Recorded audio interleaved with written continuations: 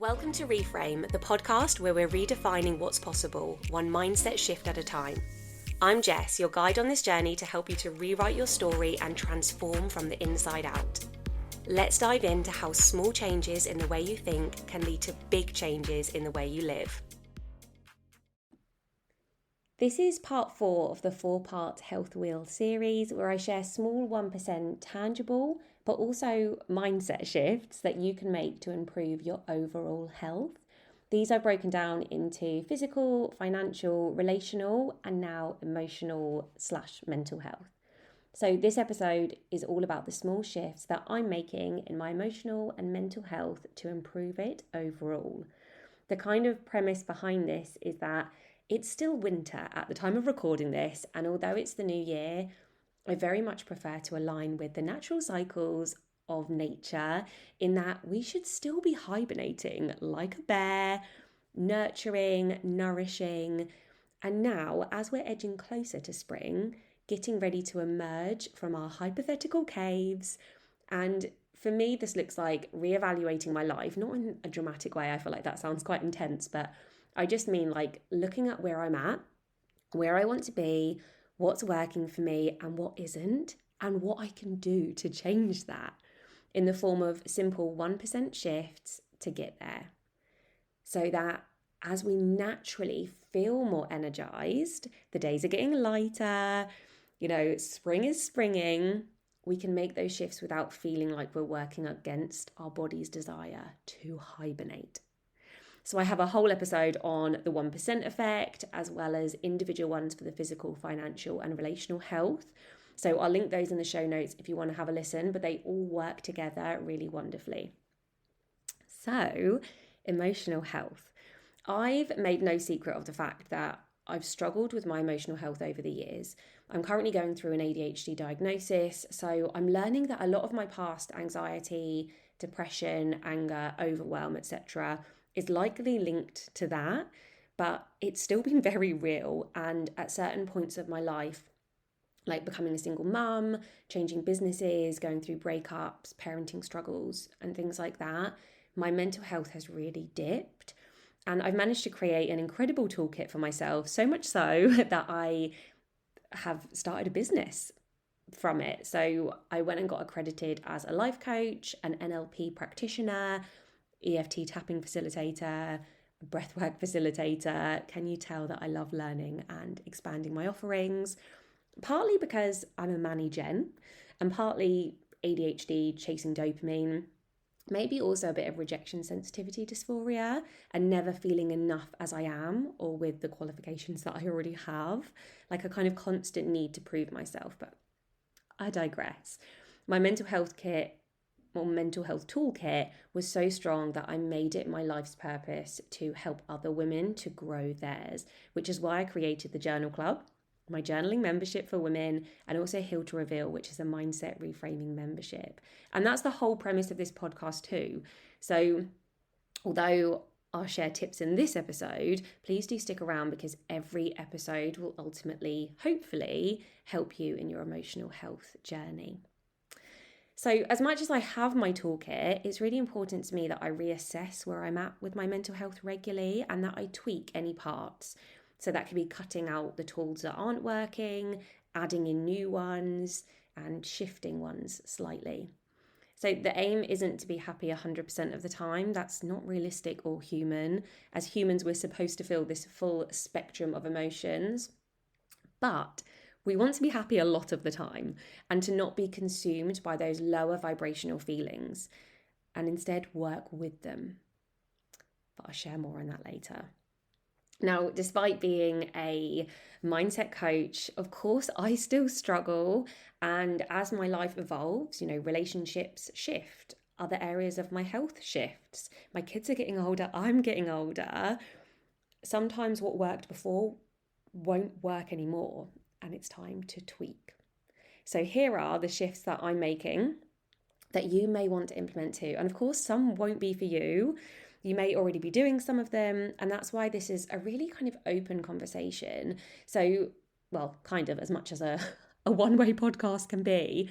So, but please do share with me in the comments, or send me a message what's worked for you, what doesn't work for you, any new suggestions that other people could try, and I can share them in future episodes or on my stories.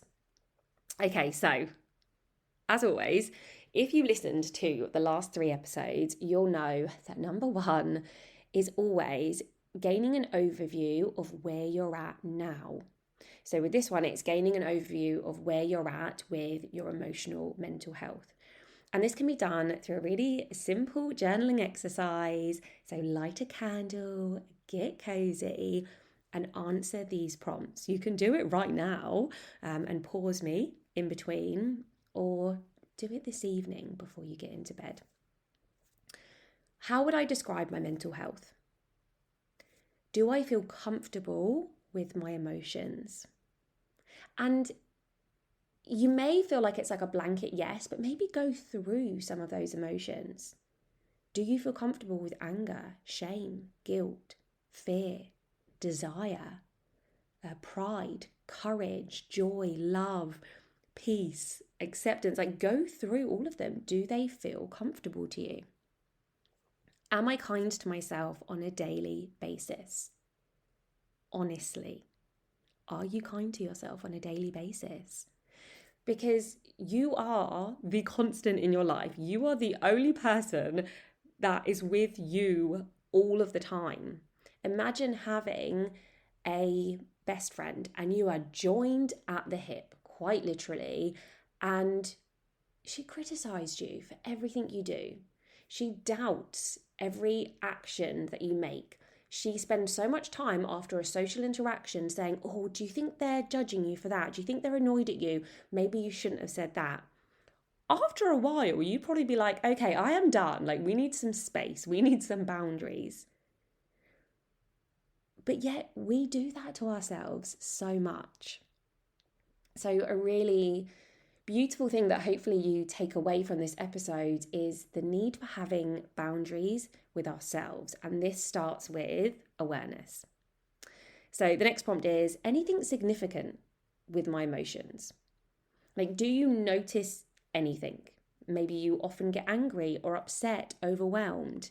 And remember, there is no judgment. We're just observing. It's all about the awareness. So once you've gained that overview of where you're at, number 2 is gaining a realization or some kind of perspective on where you want to be with your mental health. So I have a couple of journal prompts for you here. Number 1 is quite simply, where would I like to be emotionally? Where do I want to be? And number 2 is describe a dream day emotionally. So go through, it could be a typical day. Think of your typical day now, but how would you like to go through that with your optimum mental health? Number 3, having check-ins. So these could be in the morning, in the evening, but also in the moment. And they can be journaled or thought prompts. So it's really lovely in the morning just to have a quick check-in. And in the evening, and it's much easier to do that with a journal. But during the day, it might be a little bit harder. I mean, I will take my journal out with me. I'll journal while I'm sitting in the car waiting to pick up the boys from school, or if I'm early for an appointment or something like that. But you can do these as thought prompts because it can be something that you do as you're walking to the shop, as you're walking your dog. So the prompts are, how am I feeling in this moment? Really, really simply, and you can just stand, ground your feet, place your hand on your heart space, maybe one on your stomach, drop your shoulders, unclench your jaw, remove your tongue from the roof of your mouth. So often we hold that tension there and we press our tongue to the roof of our mouth. Wiggle your fingers, wiggle your toes, and breathe. Breathe. Breathing is just that natural constant in our lives, and so many of us hold our breath, especially when we are struggling with our emotions. So kind of get into that setup and then ask yourself, how am I feeling in this moment? And remember, if the answer is, and it might be that you feel fine, But just allow yourself that moment to say, okay, but really? Or but what specifically? Am I feeling fine or am I feeling frustrated, a bit rejected, overwhelmed, sad? Or maybe I'm feeling happy, excited, proud. Get really comfortable with being more specific with those emotions. And we're going to go into that a little bit more in a moment. And you can deep dive on whatever the answer is. If it's, I'm feeling sad, why? How would I like to be feeling? What can I do in this moment to feel how I want to be feeling? So these check-ins, they can be done so simply and so quickly, but making it a habit of checking in with yourself in the morning, in the evening, and maybe like on your lunch break. Maybe you step into the office kitchen to make a coffee at 12:30 every day. Like that's your habit. Habit stack it.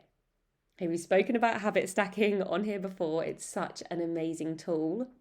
If you're already making your coffee, spend that time while the kettle is boiling to check in with yourself.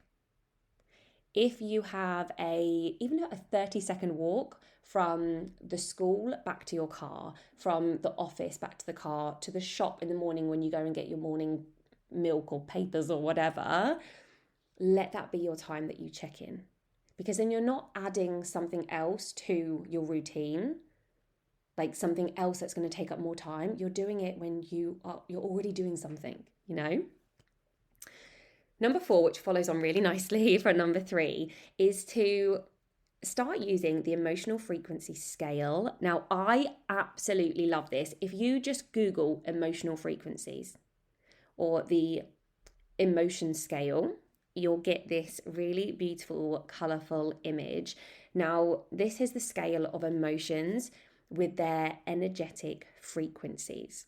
So at the bottom of it, the low frequency emotions are things like shame, guilt, grief, fear. And then working your way up, you go through courage, neutrality, willingness, acceptance. And then at the top, those high vibe frequencies are love, peace, joy, enlightenment. There are a few more in there. Now, I use this in a couple of ways. Firstly, I save it as an image on my phone and have it as my screensaver. Currently, I don't. Currently, I have my vision board. But when I'm really feeling like I'm struggling with my emotions, I'll always revert back to this. I've had it as my screensaver many times over the years. And the 2 ways that I use it are firstly to check in with how I'm feeling in the moment, because when you do those check-ins, you can look at that screen and you can look at those words and see, okay, which word actually resonates with how I'm feeling right now? Oh, I'm feeling courage. I'm feeling pride. I'm feeling fear. I'm feeling peace. Okay. And if it is something like, if you're feeling, do you know what I mean? You know, those moments where you're like, sometimes we feel fine, sometimes we feel, And I feel like those are really umbrella terms for so many different emotions, but this enables you to specify. And especially if it is something like anger or shame and a more lower vibration emotion, we can get more clarity and we can see it as a feeling and separate it from who we are. You know, when you're just feeling, it feels like who you are. But when you can say, right, I am feeling fear, I am feeling grief, you can separate that. It's like you're giving it a name. You're separating it from you. And then you can use that to figure out why. You can associate it with what you're doing, who you're with, what you're thinking about. Say, wow, I'm feeling shame because this person just said this thing to me and that triggered that feeling of shame. Or I'm feeling peace, because I'm with this person and they enable that feeling of peace in me.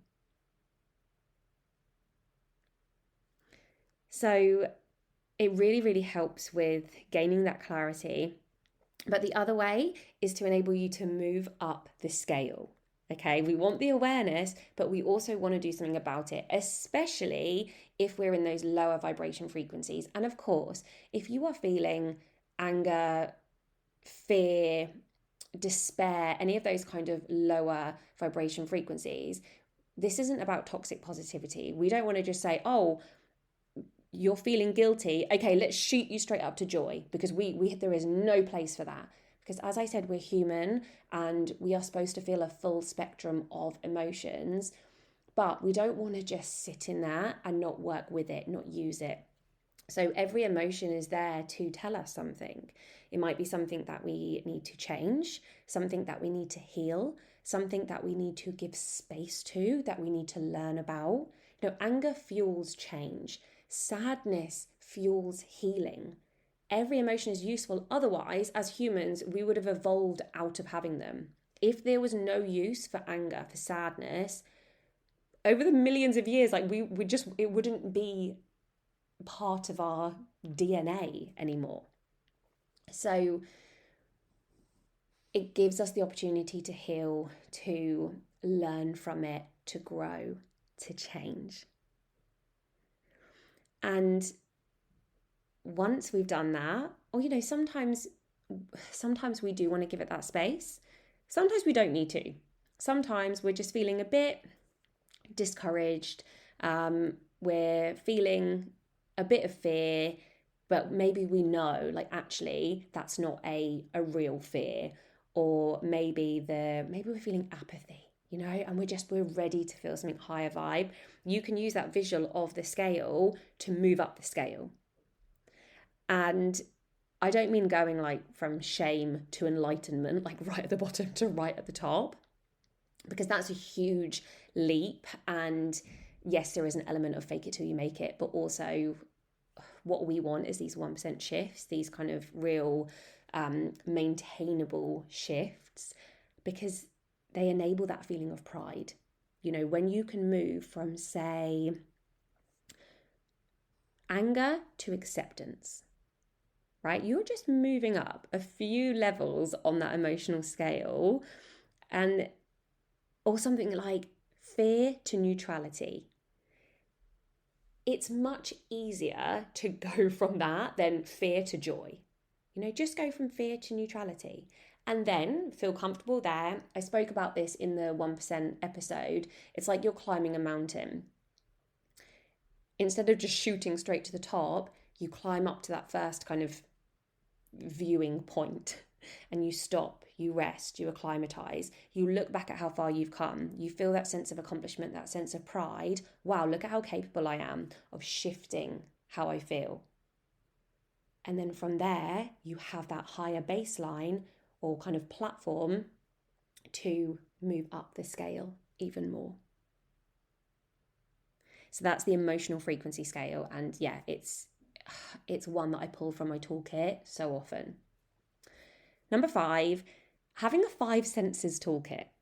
So something that you can see, smell, listen to, touch, and taste to boost your mood. I used to do this a lot, but I kind of slipped with it. So I've recently checked in and created a new one. My biggest tip for this would be to make it something simple and accessible. So not like, one of my favorite smells is Dubai shopping mall. That is not accessible to me on a daily basis. So, something like my favorite essential oil that I can carry around in my bag, or the smell of coffee. I don't like the taste of coffee. I don't drink coffee, but I love the smell of it. So just being able to open the coffee jar and smell the coffee beans. Having things that are easily accessible so that when you are not feeling great, you can reach for those. Just something you can smell, something you can hold. It might be a song that you listen to. It might be, I don't know, a picture of a loved one. It could be a little key ring that you're gonna have on you, or quite accessible, or like a crystal that you like to just hold and just kind of rub in your hands. Something like that, so you've got that toolkit with you all the time. Number 6, challenge yourself to question the unserving thoughts. So when you notice that you're not feeling great, ask yourself what your current belief is, or you might even notice the thought directly, and ask yourself, is this true? What's another way of thinking about this? Because rain is rain, remember? That's was that the first episode I did? Maybe the second episode. It is my favorite analogy ever. So if you want to hear more about that, definitely go and listen to that episode. But nothing in life is positive or negative. It just is. And we, to an extent, we have so much power over how we perceive it and how we experience it. So when we have these unserving thoughts that are making us not feel great, really checking in, saying, what's another way that I could look at this? What's an alternative perspective? Is that actually true? Or is that just my inner child, my ego, a fear-based part of me making me believe that? And why? Because so often that is with love to keep us safe so that we don't step out of our comfort zone, so that we don't get hurt again like we did that one time when we were 7. So we automatically assume that, being in that similar kind of situation is going to lead to hurt again. But that's not fact. It's not true. Number 7, having some kind of self-reflection tool. And of course, I'm going to say journaling first because I am the biggest advocate of journaling, but that could be meditating. Again, habit stacking. So meditating, for me, I've started doing it while I use my red light therapy. I speak to God while I have my morning matcha outside.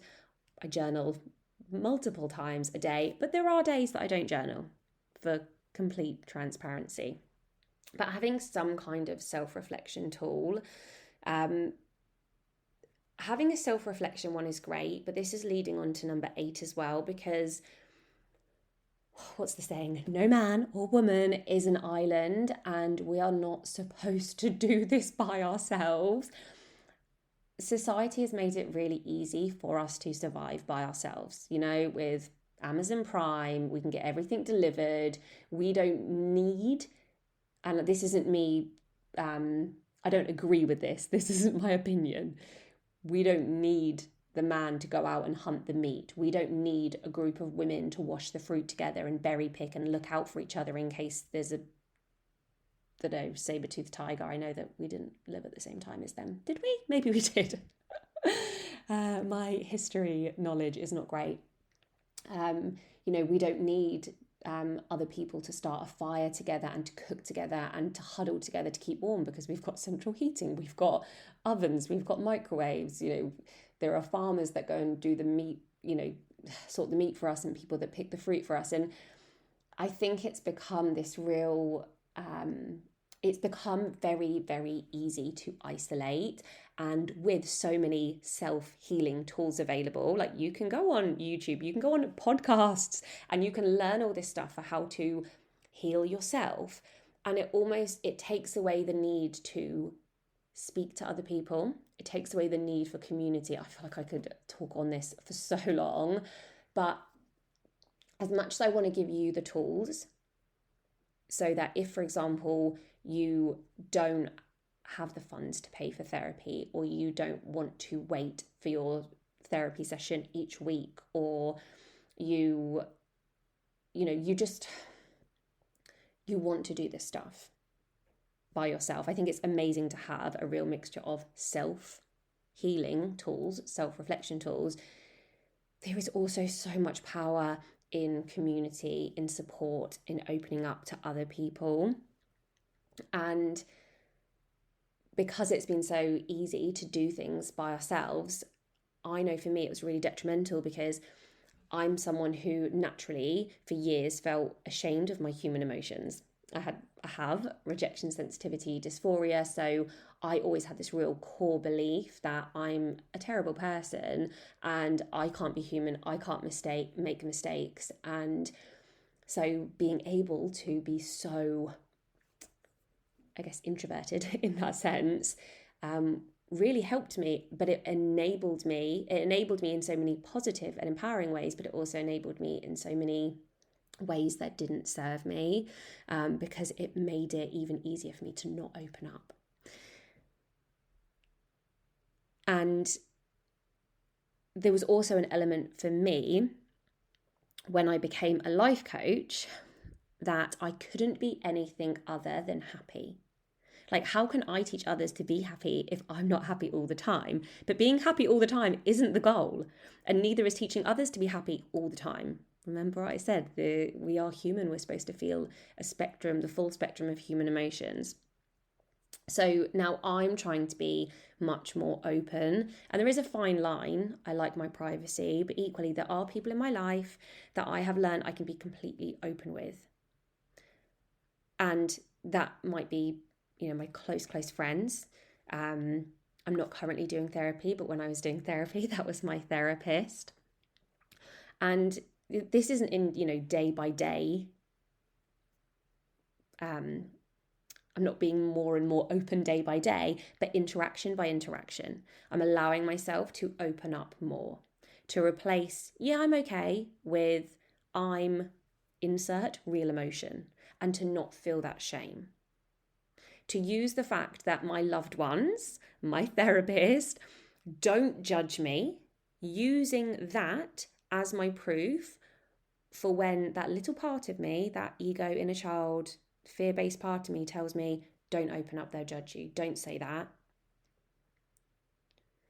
So, yeah, there is so much power. And yes, it's amazing that there are podcasts, there's social media, there's YouTube, there's so much that you can do yourself. And I want to empower you so much to do that. I mean, that my business is built around that, but please don't discredit the power of community and of opening up and of, support from other people.